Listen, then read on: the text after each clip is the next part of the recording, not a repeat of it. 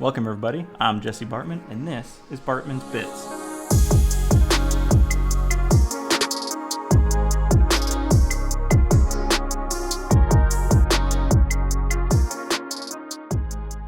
Okay, so as I'm editing this, I can see that I've made a pretty annoying mistake throughout this entire video. I just got the Fujifilm X-T4, and one of its brand new features is that it has a flip-out screen so you can frame your shots. Now, from the very beginning all the way through, I keep looking over at the screen instead of right at the camera. So throughout the video, you're going to see me switching back and forth or just looking directly at the screen instead of into the lens. Now, it's something I'm aware of now and something that I'll fix for future videos. Let's get back to it. So Kandao released a new firmware for the Qoocam 8K recently. Well, actually it was two firmware updates, one right after the other, that unlocks Super HDR. Now, while this is a fantastic addition, they didn't exactly make the workflow to get these HDR images into whatever you need, whether it be a virtual tour or just to post on Instagram or Facebook or something. They didn't make it easy, and they rely heavily on the app to do all the processing power to give you a final image. While this is a great way to get those HDR photos posted quickly, I find that the quality of those JPEGs that it outputs from the app to be not the greatest. Now, that's good enough if you want to go ahead and post them, but if you want those really high quality images where you can edit to its full extent, then you have to use a different process. So there is another option that you can take, and today we're going to take a little trip through my workflow so you can have a much easier time than I did when this first got released. Okay, so just a disclaimer before we get into this. I am not an expert on the software or even the hardware that we're about to be using. So what follows here is just a compilation of my experiences and a few failures to get my desired result. Now, it may not be what you're looking for, so you can take the advice that I'm about to give here and build on it for your own purposes. There's a million different combinations of hardware and software that you could use for this process, so your mileage may vary. That being said, I'm going to be running through this step by step, so if you're using the equipment that I have here, you should be good to go. So let's get to it. Okay, so what we're going to do is, we've inserted the SD card, and I always label my SD cards based on what I'm putting them in, because I like to keep them formatted for whatever device they're on. So you can see here we have the Qoocam 8K. Let's go ahead and open that up. You can see I've opened that before. If you're not familiar with it, you have the photo and video separated here. We're going to go into the photo so you can see exactly what I took for that day. What I did is I took a set of DNG, just auto DNG 8, let it go through there, take its 8 DNG photos. Then I went ahead and changed the exposure value to lower, went ahead and took another set, and then changed the exposure higher, almost like an HDR set of 3 with different EV. And what I could do after that point is come back into something like Lightroom and then mash all those files together. It'd be 24 DNG files all together. That's kind of my backup if the HDR didn't really work out. And that's how I did it prior to the HDR being released. So you can see I took a test photo here. We'll open the JPEG. This is just a test photo to see how the lighting was going to be and how the HDR would handle this situation. So let's go ahead and see the first set here. You can see the first set of DNG files here, right, starting from that one right there. They're all pretty much the same size, 59.3 megabytes each. So what I do is I will make this a little bit bigger so we can see it a little better. I will scroll down and then look for the first set of DNG files that have an H in them. So there's the first one right there. And what happens after that, what you'll see after that is that there will be a 2 and a 3. Those are your 3 HDR DNG files, and that's what you're going to be looking for. So what we're going to do is we're going to create a folder on the desktop here.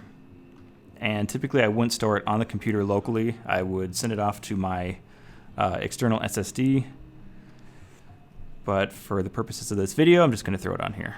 Let's do, this was the T-Garden HDR. All right, so I will take that I'll use Command here. Oops, there we go. You have to make sure that we're selecting the folder. Take those 3 and then throw them in there. Okay, so I found one that's going to work for our purposes here. It's got a nice shot of outside. This was actually taken in the Torch in Doha. And it's got these big windows so you can see outside, but it was a nice bright sunny day as it typically is in Doha. And without HDR, everything would just be washed out to be able to capture what's inside, which is pretty dark. So to get both of that nice shot of outside and the interior detail, you have to use something like HDR, or take the 3 different sets of DNG files, the DNG 8 photos, at different exposure levels, and then mash them together in Lightroom the same way we're going to be doing here. So we'll find the DNG set here. Like I said, it's the ones with the H on there. So 2H and 3H. And we'll bring them in to that folder that we created. Okay, so I'll go ahead and use the raw software here from Candow and show you what the output looks like if we were to take these 3 HDR photos and combine them using their software. So once we go to the desktop, we can see our files here. Let's go with the second set. We'll go ahead and open those. I'll put it back to the desktop and render it. Let's see what happens here.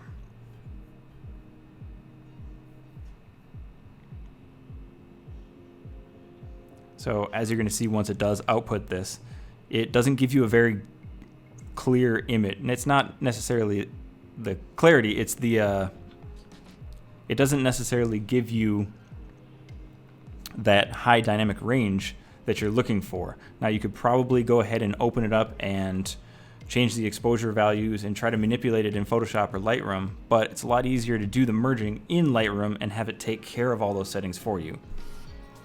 So let's open it up using Photoshop here. Open with Photoshop, it'd make it a lot easier for me again. Okay, so you can see there, very dark. It did a fairly good job at showing what's outside, but it is overexposed quite a bit, kind of washed out, and the inside's too dark. So it didn't really handle the HDR as it should. So what we'll do is go ahead and close out of that. Okay, I'm currently using Lightroom CC, everything CC, Adobe CC altogether for all of these. If you have the full-fledged Lightroom, I'm pretty sure it's going to be the same. All right, so since I've already imported these, I'm just going to go ahead and take them. I'm going to go ahead and take them from the merged files that I have and set them into the Tea Garden trial folder. I guess that's one way of doing it. What you would normally do is just take them, drag them in there, and then go into the folder and continue from where I'm going to start now. I would like to do 2. So let's pick another one here. There we go. That's a nice one there. So I'll select, drag them back into there. So now we have a total of 6. Perfect. Okay, so those are the different exposures. And we're going to go ahead and merge these as 2 sets. So the first one, let's make this full screen. First one here we can see is the normal exposure, then a darker one and a little bit lighter to blow out the darker spots on the inside. All right, so once you have the 3 that you want to merge together, you're going to shift select them, right click, and then you will see photo merge. You're going to do HDR merge. Now for these settings, I like to make it easy as possible for myself, so I auto align and then apply the auto settings. And you can already see by the preview that the auto settings do a fantastic job when compared to the raw software of really balancing out the exposure, the highlights, the shadows, everything. That's why I like to just keep it as easy as possible, check both auto align and apply auto settings. Now, here's where you can use the deghost amount. If you had movement in your shot, let's say you had somebody walking through, or any kind of movement, maybe the camera moved a little bit. Like I had a situation in the last shoot that I did where there was air conditioning vents that were pointing on the camera. So while it was trying to take the photo, it was slightly swaying back and forth.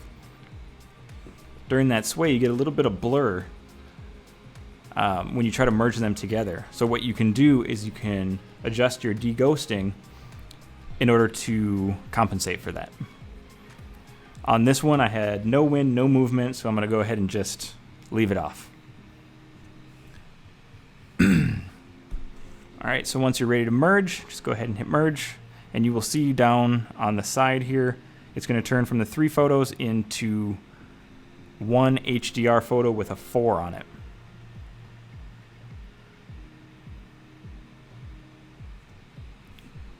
Okay, so this is a stack of 3 photos, your original 3 photos, and then the 4th merged photo.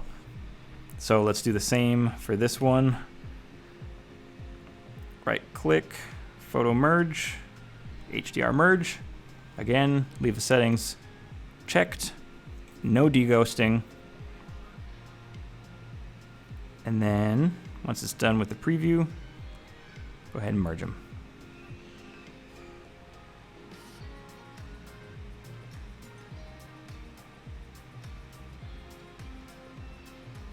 Perfect. Okay, from this point, what we can do is just some basic color correcting, and of course, as some of the other videos have said, Kando hasn't really released anything on it, but the Super HDR mode adds a whole lot of chromatic aberration to your photos. It's something that you do have to deal with and you have to try to fix in your color correction portion. So we're going to save that to the very end after our color correction, and after we set the exposure and the highlights that we want to give it that kind of virtual tour look. Then we'll fix the chromatic aberration at the very end before saving it off for converting into the equirectangular photo for uploading to whatever site you're using. Okay, so let's go ahead and start messing with everything here. I like to zoom in, not that far. Let's go ahead and fill it. There we go. So we can move around and see. Right off the bat, I like to take the highlights, -100, shadows all the way up top, and adjust from there. So what I've noticed on the Qoocam 8K is when you shoot, you get quite a bit of haze, especially when you're shooting bright environments such as this one. So what we'll do right off the bat here is dehaze it. I usually, well, not that much. No, we're not that far back. There we go. I usually enter about 20, and you can see it kind of just clears it up a little bit. All right. Now the exposure has been set automatically by Lightroom, and you can tell from here that the combination of those photos, of those HDR photos of 3 sets of EV photos, has given you a nice balance between what you can see outside here and the detail from the interior. It's a very nice balance being able to look outside at all the detail of Doha.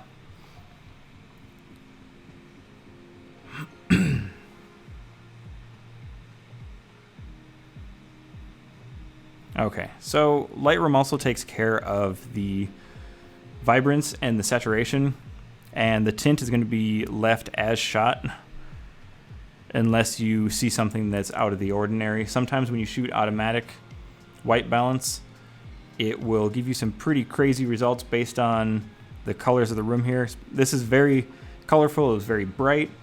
I left it as shot, and then I go through all the photos and kind of match them together.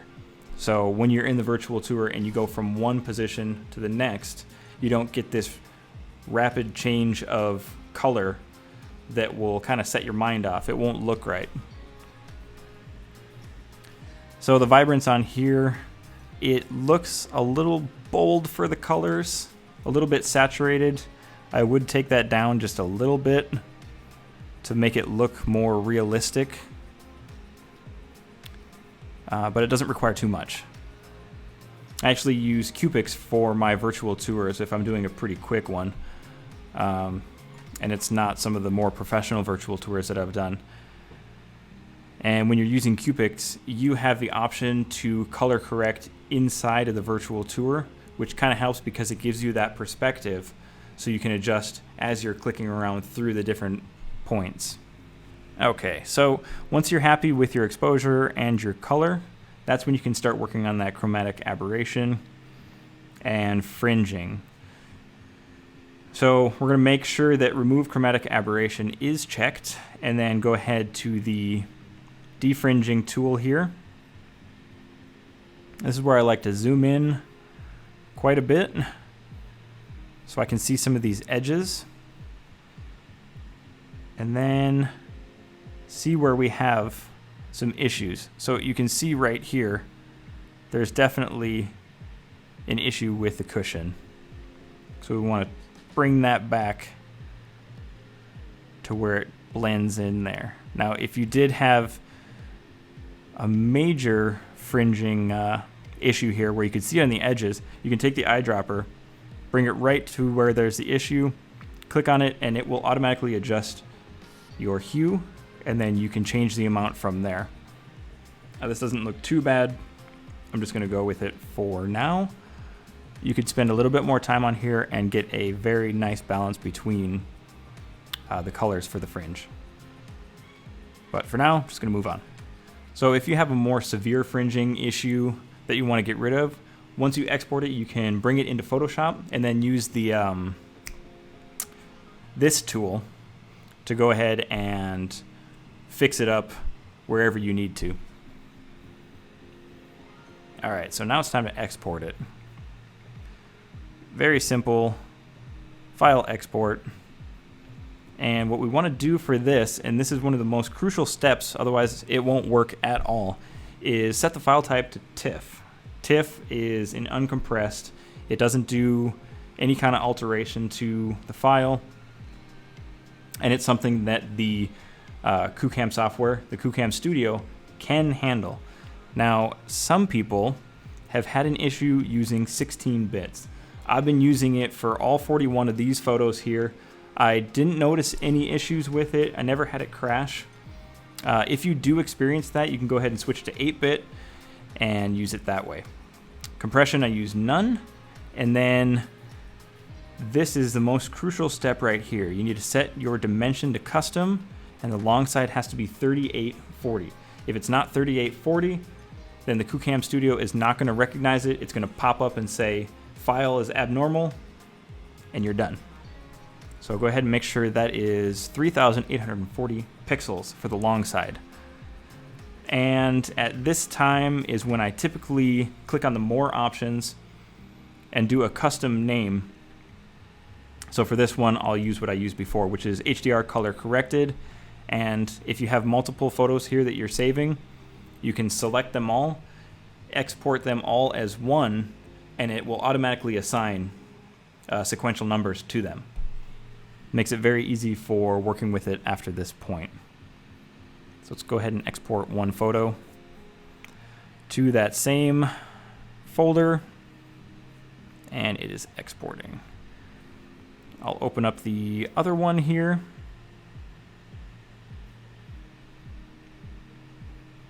And do the same process. There we go. Let's go ahead and fill. Same process that I did on the last one. So dehaze 20.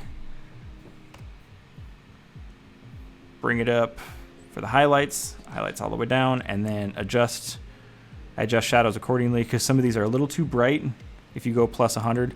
So I'll go ahead and bring it back down just so everything looks normal. All right, so let's go ahead and export this one here.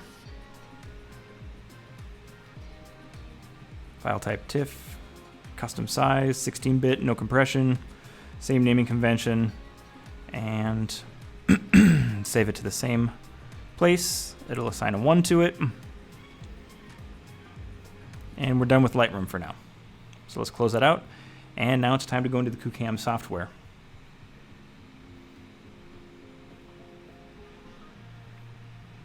Okay, so we have the Qoocam software opened up. Just make this a little bit bigger so we can see. There we go. So you can drag and drop those, or you can just find the photos that you've corrected. The TIFF photos makes it really easy when they're in the same folder. You can just sort by TIFF and then sort by the name and load them in there. So at this point, this is where you would take the photo and make any corrections to yaw, pitch, and roll that you needed to. I find that the Qoocam software does a pretty decent job of aligning everything. Yes, you could use a software to get more precise alignment, something like PT GUI. For the demonstration in the video, I'm just going to use the Qoocam Studio to get a rough alignment. If you do notice errors, that's when you can take it out, use PT GUI to correct it, and then continue with the rest of the process here. So these photos look pretty good. Don't forget to go into 360 view just to see if you have any errors once it brings you into that view. So once you click the 360 view, you're probably going to notice that you have a little bit of blurriness to it. It's not as sharp as you might think it's going to be. And that's where we're going to take the sharpening software after this point to make it look a little bit cleaner. Okay, so you did notice on this one, when I went into the 360 view, you could tell when I'm looking directly at this nice square frame, and I did this on purpose when I was lining up the shot, was to get it directly in the center of this wood frame. There is a little bit of a stitching error right here up on top. That's something that you could correct. And there's also a little bit of a pitch issue. Well, it's roll, but it's actually the pitch that's causing it that made it kind of off center. So if you were to go into a virtual tour, everything would look a little skewed. So all it took was 2 on this little pitch slider, corrected it up. Now everything looks like it's nice and straight.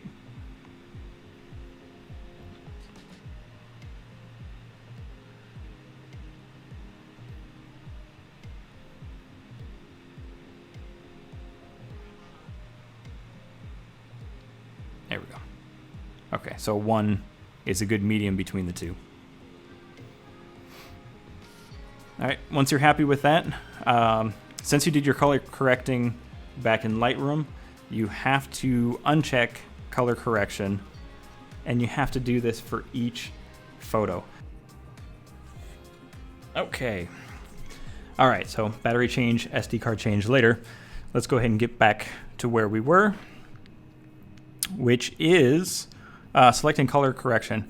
Now, I reached out to Candau on this, and there has to be a way that you can select multiple photos that you have in the editor and then apply global settings to them, whether it be yaw, pitch, roll adjustments, or the color correction, as well as on the render page, switching all of them to PNG or JPEG, depending on what you want to output as.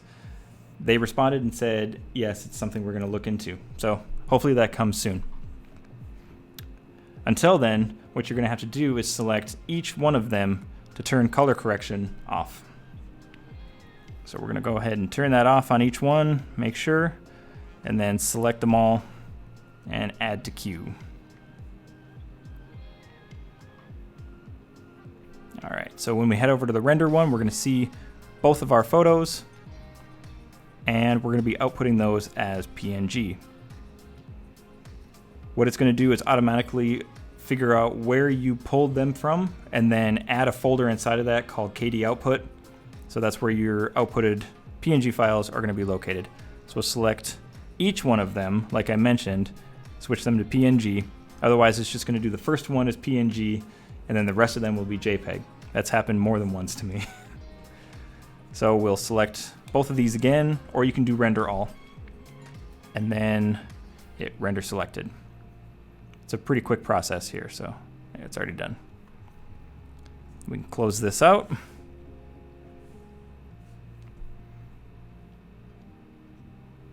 So the reason I use PNG when I'm outputting is to avoid any compression. You know, if you use JPEG and then keep opening it up and saving it again, it compresses it further and further and further, and you lose quality on it. So we try to keep PNG or TIFF all the way through to the end. So you can see right now that my file size is 38.4 megabytes. When you output the JPEG merged from your phone, it's around 4 megabytes, heavily compressed.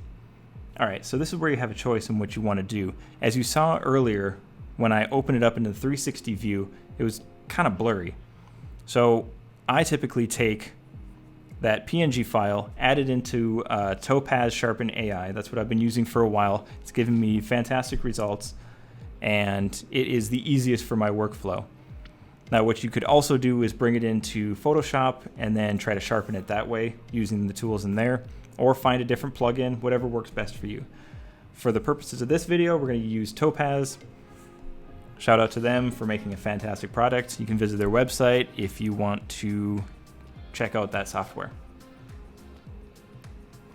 So we will open up Topaz. They also offer a free trial version that'll last for 30 days. No watermarks or anything. They really want you to see how good the product is, and then you're probably going to buy it, which I did. We'll open up the image here that we just outputted. KD output, there's our 2 PNGs. We will open them. And right off the bat, it's going to generate a preview set at default. I think it sets it at auto. I always use manual, so I can choose sharpen, stabilize, focus, and the sharpness and suppress noise amounts. That way I can get the best image for the type of shoot that I'm doing. I like to zoom in to 100 or 200. For this specific photo, there's a lot of detail off in the distance, and you don't want to over sharpen things because then they look really weird, and I'll show you here. So if you were to bring it up to 100 and then suppress up to 100, it doesn't look the greatest back there when compared to close to 50 here, and then all the way down.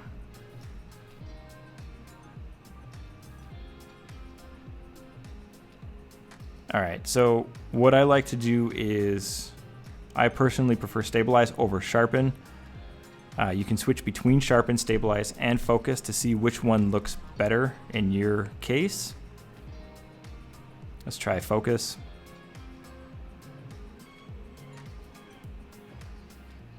So between the three, I feel that the stabilize gives it the most detail without looking odd. And up here you have an original button that if you click and hold down, you can see your original picture before it's corrected and the difference between them. So what I'm going to do is just leave it at, 51, because I don't want to make it 50. It's too much work. On stabilize manual, what it's going to do is it's going to take your corrected photo and then return it to the folder where you pulled your photo from, and then append whatever you did to it, whatever model you applied to it. So if you did sharpen, it's going to have a dash sharpen or dash stabilize, dash focus, whichever one you choose. So I'm going to go with stabilize 50 and go ahead and start batch processing. Preserve source format, we're going to keep that PNG just so we don't lose any off of compression. And go ahead and start. Now, depending on your hardware, this could take quite a while. So I'll go ahead and fast forward here and then come back once this is done. Okay, so this process can eat up a lot of resources. This is on a 16-inch MacBook Pro, and it does have the upgraded GPU. It's got the i9 in there with 32 gigs of RAM, and it still takes quite a while. Now, there is a setting in here where you can change your, let's see, it's under advanced preferences. You can enable your discrete GPU. Now, what I've found is, I don't know if it's a Mac thing, but when you do enable that, it just crashes all the time. I will definitely be reaching out to Topaz to see if this is a common occurrence or just something in my case. Maybe I just have to uninstall the software and then install it again. And if I do get a response on that, I'll let you guys know. Let's close it out and then head back to see what our files look like here. So you can see here, let's open this up a little bit more, that now we have sharpen, stabilize for 2 of those, and they are still PNG. Now, if I was going to use these photos for a low quality virtual tour, something that wasn't paying a whole lot, I would go ahead and use Qoocam. Upload the photos. They have to be in JPEG format with a file size of 30 megabytes each. Qoocam is great for just pretty basic tours, and it's all done on the web, so you're not using your resources on your computer. If you were to do something more professional, then you could use a different software like Pano2VR or something like that. So for my situation, I would have to convert these PNG files to JPEG and then resize them down. If they didn't already go down because of the compression lower than 30, I would have to set that in the quality to get under 30 for uploading to the cloud. So at this point, whatever software you're going to use, you could open this back up in Photoshop to remove yourself, tripod, if a cat ran by while you were doing it. Now's the time where you could open it up and fix that before uploading it to or importing it into whatever software you're using for your virtual tour. So for me, I'd just take both of these and open them up with Photoshop. There we go. And then from there, I can export them as, and I do have a preset saved. It makes it a lot easier. You can just export it as JPEG, whatever settings you have on there. And you can see over here that it is 28.2 megabytes. So that is under the 30 that I need, and I don't have to do any quality adjustments to it. So I would just export it and then upload it as needed. Okay, that's going to wrap up today's video. Now, there is definitely room for improvement in this process, and if you see something that can be done more efficiently, go ahead and drop a comment below, and maybe I'll make another video with your suggestions. If you like this video, don't forget to click the like button below, and if you didn't like it, go ahead and leave me a comment and tell me what I could be doing better. And as always, don't forget to subscribe.